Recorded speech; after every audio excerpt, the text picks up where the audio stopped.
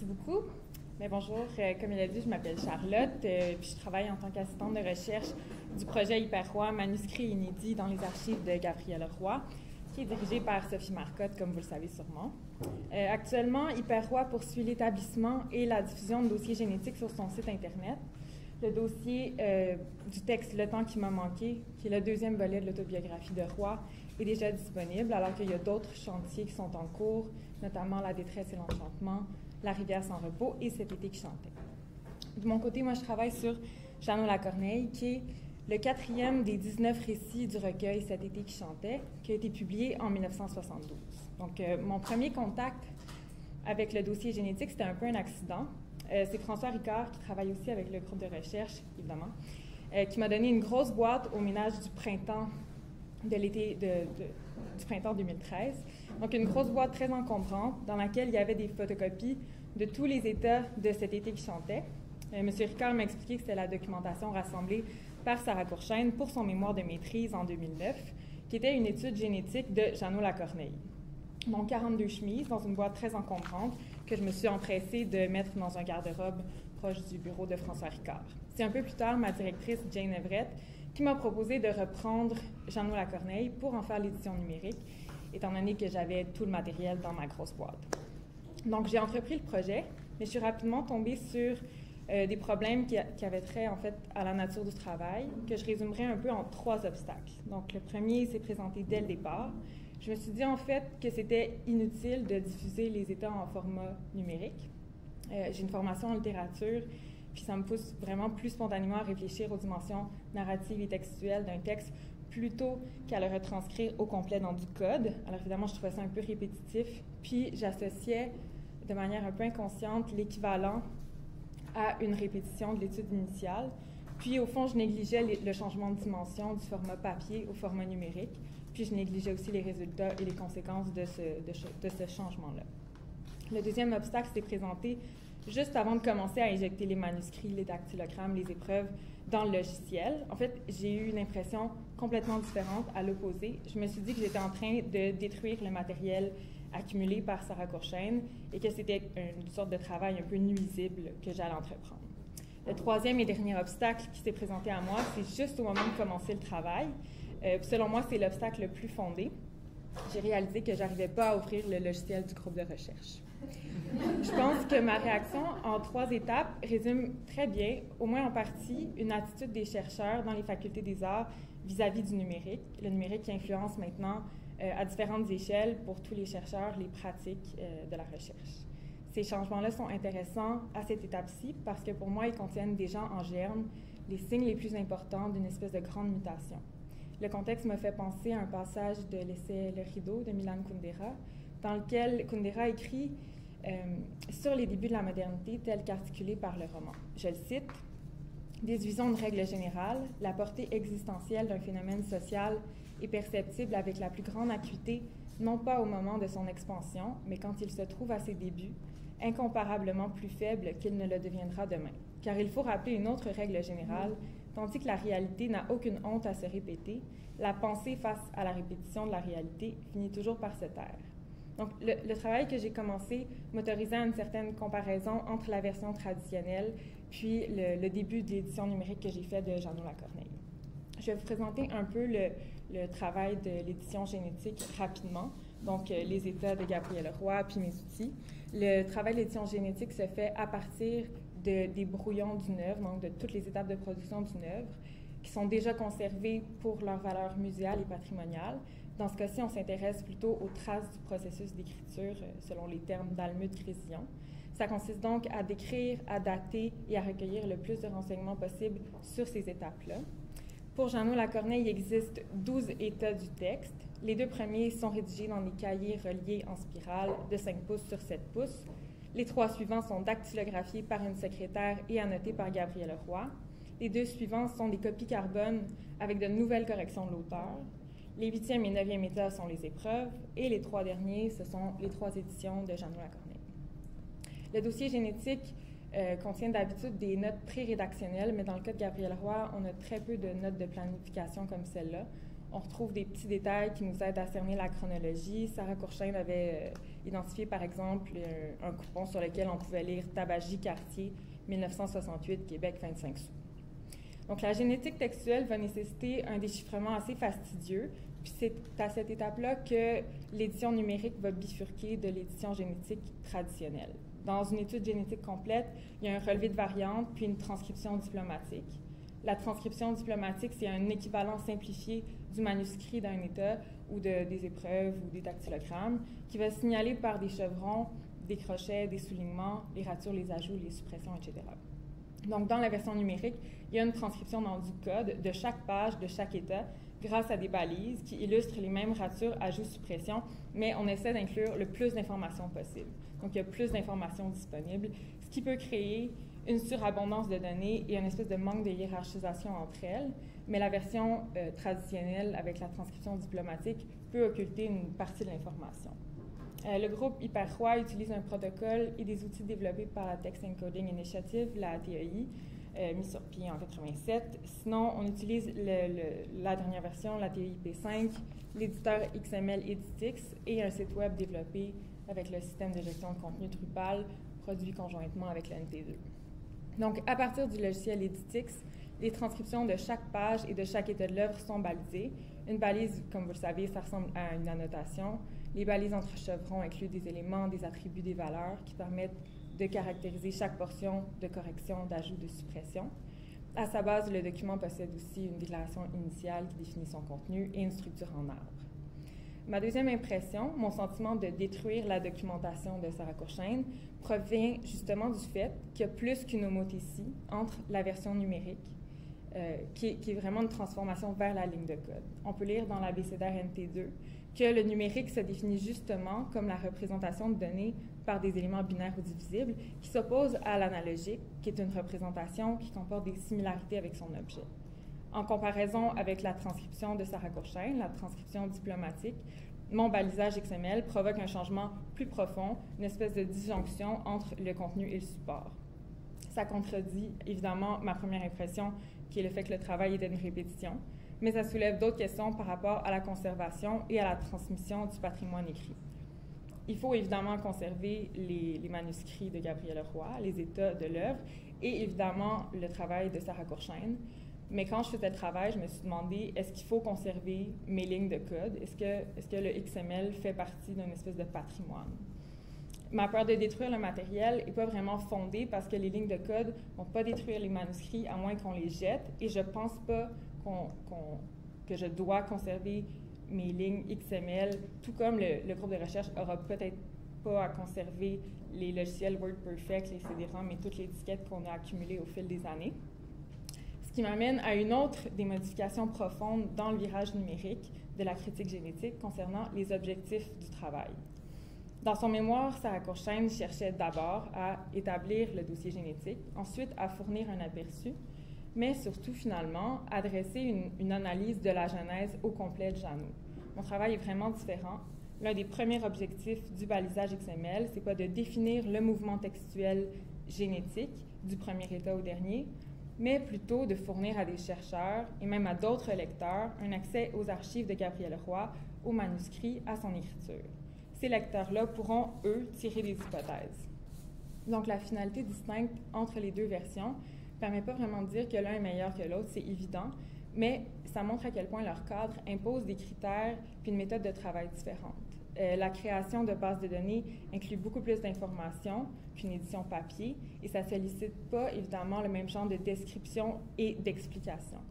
Catherine N. Ailes, dans son ouvrage sur les conséquences des nouvelles technologies, explique que la diffusion des données change la nature de ces descriptions-là. Je la cite. The scholar who works in digital media is likely to store data in database rather than express it discursively. En plus, les données fournies par le dossier génétique de Janot-Lacorneille seront plus mises en relief et décrites en fonction d'une thèse fédératrice, qui était celle de Sarah Courchaine. Les éléments vont prendre forme dans la sphère numérique. En tant que pièces à conviction autonomes, ils vont pouvoir être réassemblés de plusieurs manières pour soutenir d'autres arguments, puis investiguer d'autres aspects de l'écriture de Roy. L'effort de balisage assure donc avant tout la diffusion du matériel. L'accessibilité du dossier génétique s'en trouve évidemment décuplée, c'est évident. tandis qu'auparavant, le chercheur ou le lecteur très motivé pouvait accéder au dossier génétique complet en se rendant à Ottawa, à la Bibliothèque nationale, dans le fonds Gabriel-Leroy, dans les boîtes 53 et 54, retrouver toutes les chemises pour faire des photocopies. Il pourra maintenant traverser les états de l'œuvre depuis son ordinateur, en pyjama s'il le souhaite. Ce qui change aussi évidemment la façon de lire le contenu. Contrairement à une bibliothèque qui cherche surtout à préserver son matériel, le web ne va pas diffuser le contenu de la même façon. L'accès au matériel génétique est pensé en fonction de l'usager, qui agit en amont et en aval. En amont parce que c'est pour faciliter ces recherches qu'on construit les moteurs de recherche et les liens entre les documents. En aval parce que ces besoins vont pouvoir appeler des modifications, des ajouts, des retraits dans le matériel numérique, mais aussi parce que l'internaute a le pouvoir de rediffuser les informations qu'on va mettre en ligne. La critique génétique a évidemment trouvé un vecteur puissant pour le lecteur, pour que le lecteur accède à ces ressources. Les brouillons d'une œuvre partagent en effet beaucoup plus de propriétés avec le lien hypertextuel qu'avec le papier. La lecture de la genèse d'une œuvre se déploie plus naturellement comme une constellation hypertextuelle que comme un ensemble continu, linéaire et cohérent.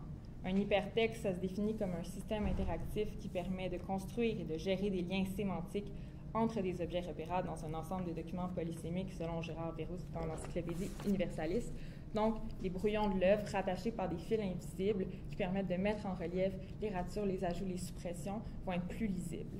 La recherche par mots-clés permet aussi un autre type de lecture et de recherche entre les États et même au sein des États.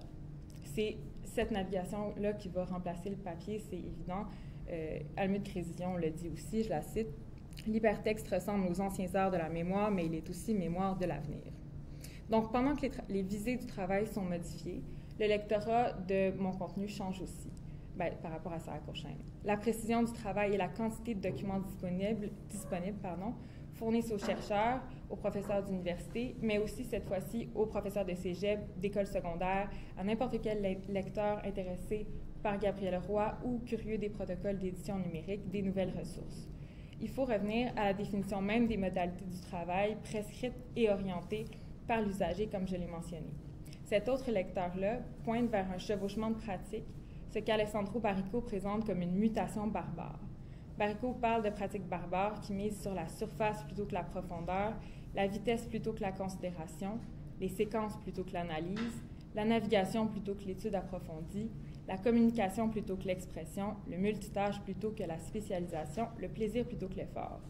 Le barbarisme n'est pas du tout connoté négativement par Baricco, c'est plutôt le constat d'un savoir provenant en large partie de zones qui appartiennent pas à l'élite culturelle et au savoir universitaire. Donc, un nouveau savoir qui nourrit de nouvelles pratiques de recherche et qui dérange aussi ces pratiques. Et ça fait signe directement vers la dernière limite dont j'avais parlé, donc mon sentiment d'incompétence. C'est un obstacle assez majeur et un défi pour la communauté universitaire. En fait, ce qui fait du domaine des humanités numériques un espace où il est nécessaire de collaborer au cœur d'un domaine souvent axé sur les projets très solitaires. Hyperroi est justement, entre autres, fondé sur l'objectif de participer à une communauté virtuelle qui reçoit et diffuse de l'information et des modèles et qui dépend aussi de cette information-là. Ça peut prendre aussi une infinité de formes à une échelle peut-être plus réduite. Dans le cas du groupe de recherche, on a assisté à des formations très différentes. Une formation sur l'édition critique avec Jacinthe Martel à l'UQAM, une autre sur le logiciel Editix qui permet de faire le balisage XML avec Robin Varenas et Grégory Fabre au NT2. Ça prend aussi la forme dans le travail, dans le processus du travail, d'échanges continus entre les étudiants, entre eux et avec les professeurs.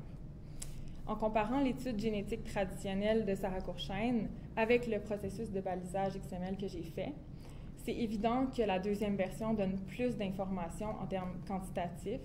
D'une part parce que la transcription, comme je l'ai dit, est beaucoup plus détaillée.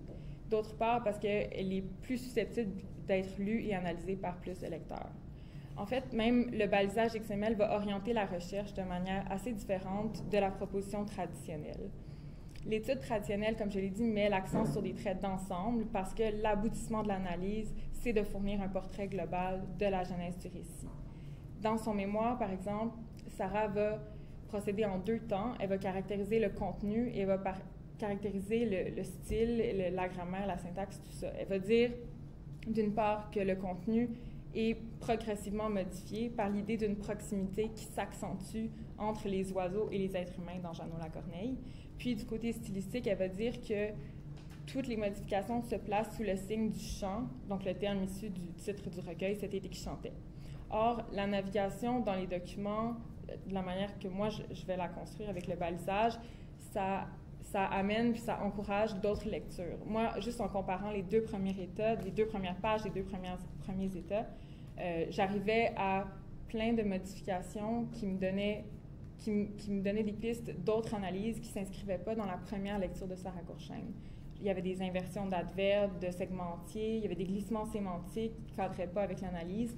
Il y avait même Jeannot qui apparaissait à la deuxième page avec le cerisier et le vent, puis qui concrétisait l'image centrale du récit, qui n'apparaissait pas dans le premier travail. L'étude traditionnelle avait quelque chose de plus définitif. Peut-être aussi que les outils ne permettaient pas à Sarah de saisir toutes ces modifications-là. Dans le cas du numérique, ce n'est pas seulement le contenu qui va rester ouvert et susceptible d'être augmenté ou modifié, mais c'est aussi les outils. Je voudrais parler peut-être de pistes que j'aimerais investiguer ou qui seraient à investiguer. Donc, le balisage lui-même pourrait être augmenté dans l'avenir. Le format numérique nous laisse libre de penser à des méthodes pour mieux visualiser les couches chronologiques de la production de l'écrivain. Par exemple, Gabrielle Roy travaillait souvent, comme je l'ai dit, ses 5e et 6e états sur des copies carbone. Donc, elle faisait des modifications sur les dactylogrammes dactylographiés par sa secrétaire. Elle prenait la copie carbone, elle retranscrivait les modifications, puis elle ajoutait d'autres modifications par-dessus. Donc, on pourrait penser à une lecture sur le web qui permettrait de voir les états successifs comme ça, mais aussi une navigation horizontale puis une navigation verticale qui permettrait de voir le travail qui a été fait sur le même état ou sur la même page d'un même état, par exemple. De manière plus large, le parcours aussi de la navigation web devrait tenir compte du fait que Jeannot Lacorneille s'inscrit dans un recueil. Donc, c'est un récit parmi d'autres récits qui a été écrit concrètement proche des autres récits, donc il y a probablement des liens entre les modifications des récits. Finalement, un autre des défis de l'édition génétique va être de tenir compte de l'écriture à plusieurs mains. Ma directrice, Jane Everett, me rappelait que Cet été qui chantait a été modifié pendant la traduction du texte par Joyce Marshall. Donc, ça, je ne sais pas trop comment ça pourrait être illustré, mais il va falloir éventuellement en tenir compte. Ces pistes signalent bien pour moi tout le potentiel qui reste encore à mettre en œuvre et tout le potentiel qui est déjà là. Je pense qu'il est nécessaire de faire une sorte de va-et-vient entre les protocoles traditionnels et la nouvelle édition numérique pour ne pas escamoter d'informations, pour ne pas escamoter le processus, pour ne pas aller trop vite et pour configurer des solutions intelligentes. En conclusion, je dirais que mon travail n'est probablement pas inutile, destructeur ni impossible. J'ai souhaité comparer les méthodes de travail, les objectifs et le processus de l'étude génétique, d'une étude génétique basée sur un modèle traditionnel et de sa nouvelle version numérique pour mettre en évidence leurs spécificités. Mais en fin de compte, je dirais que c'est une comparaison intéressante, mais que les deux résultats ne sont pas vraiment comparables. C'est des ressources qui fonctionnent en parallèle. L'étude génétique de Sarah reste valide après coup. C'est une interprétation possible de la genèse de Jeannot Lacorneille, alors que ma version numérique va permettre à d'autres lecteurs de proposer d'autres interprétations ou même d'aller analyser des aspects complètement différents de l'œuvre. Le numérique, pour moi, a certainement quelque chose d'un peu barbare. C'est sans doute pour le mieux. Une des forces, c'est justement d'ouvrir l'accès aux matériaux puis de permettre, par exemple, à n'importe qui d'aller lire les manuscrits de Gabrielle Roy. Merci.